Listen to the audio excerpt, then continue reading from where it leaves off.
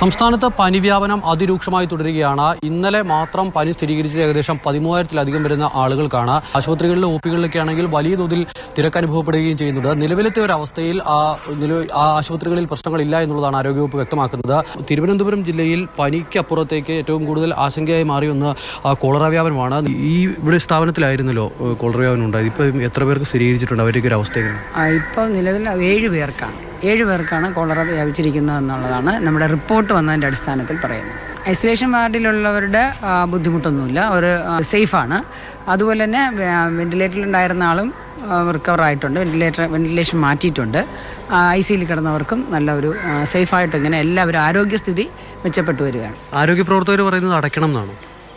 എൻ്റെ അടുത്ത് ഇതുവരെ ആരും ഡയറക്റ്റ്ലി അടയ്ക്കണമെന്ന് പറഞ്ഞിട്ടില്ല. പിന്നെ നാട്ടുകാരുടെ അവരൊക്കെ ശരിക്കും നമ്മളെ ഈ പറയും പോലെ ഒന്ന് വന്നാൽ കല്ലെറിയാൻ കണക്കാക്കി നടക്കുന്നത് പോലെ എന്തായാലും കോളറ എന്ന് പറയുന്ന ഒരു രോഗം അനിത എന്ന് പറയുന്ന ഒരു വ്യക്തി ഉണ്ടാക്കിയെടുത്തതൊന്നല്ല.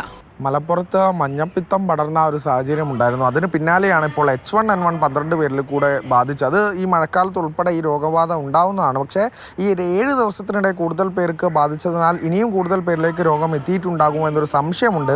എന്നാൽ തന്നെ ജാഗ്രതാ നിർദ്ദേശം ആരോഗ്യവകുപ്പ് നൽകിയിട്ടുമുണ്ട്. അപ്പോൾ ആശങ്കപ്പെടേണ്ട സാഹചര്യം നിലവിലില്ല. പക്ഷേ രോഗം നിയന്ത്രണ വിധേയമാക്കണം, കൂടുതൽ പേരിലേക്ക് എത്താതെയുള്ള കാര്യങ്ങൾ എന്തായാലും നോക്കണം എന്നുള്ളതാണ്. ഒപ്പം തന്നെ ഈ പനിയുടെ ഒരു കാര്യം പറയുമ്പോൾ നേരത്തെ നമ്മൾ സൂചിപ്പിച്ചതുപോലെ തന്നെ പനി ഏറ്റവും കൂടുതൽ രോഗബാധയുള്ളത് മലപ്പുറം ജില്ലയിലാണ്. അങ്ങനെ സ്കൂളുകളിലേക്കൊക്കെ വിദ്യാർത്ഥികൾ എത്തുന്നതിൽ വലിയ രീതിയിൽ കൂടുതൽ വിദ്യാർത്ഥികൾക്ക് പനിയൊക്കെ ബാധിക്കുന്നതായിട്ട് അറിയുന്നുണ്ട്. അത് അധ്യാപകൻ തന്നെയാണ് നമ്മോട് പ്രതികരണവുമായി എത്തുന്നത്.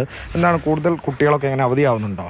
കുട്ടികളൊക്കെ വലിയ തോതിൽ അവധിയാണ് ഇപ്പോൾ വരുന്നത്. ഇപ്പോൾ ഈ മലപ്പുറം സബ് ജില്ലയിൽ നമ്മുടെ മലപ്പുറം ഭാഗത്തുള്ള ഒരു പ്രധാന സ്കൂളുകളിൽ AO വിസിറ്റ് വരുന്ന സമയത്ത് കുട്ടികളുടെ തലയെണ്ണുന്ന ഒരു ദിവസമാണ് AO വിസിറ്റ് വരുന്ന ദിവസം. അന്ന് കൂടുതൽ കുട്ടികൾ 90ഓളം കുട്ടികൾ അന്ന് അവധിയായിരുന്നു. അത് കാരണം പറഞ്ഞിട്ടുള്ളത് പനി തന്നെയാണ്. കുട്ടികളിലേക്ക് ഉൾപ്പെടെ പനി വ്യാപിക്കുന്നുണ്ട്. കൂടുതൽ പേർക്ക് പനി ബാധിതരായി അവധിയൊക്കെ എടുക്കുന്നുണ്ട് എന്നുള്ളതാണ് അധ്യാപകർ ഉൾപ്പെടെ വ്യക്തമാക്കുന്ന കാര്യം. സ്കൂളുകൾ സ്വന്തം നിലയ്ക്ക് തന്നെ മുന്നറിയിപ്പും നിർദ്ദേശങ്ങളും ഒക്കെ നൽകുന്നുണ്ട് എന്ന് തന്നെയാണ് നമുക്ക് എന്തായാലും അറിയാൻ പറ്റുന്ന വിവരം.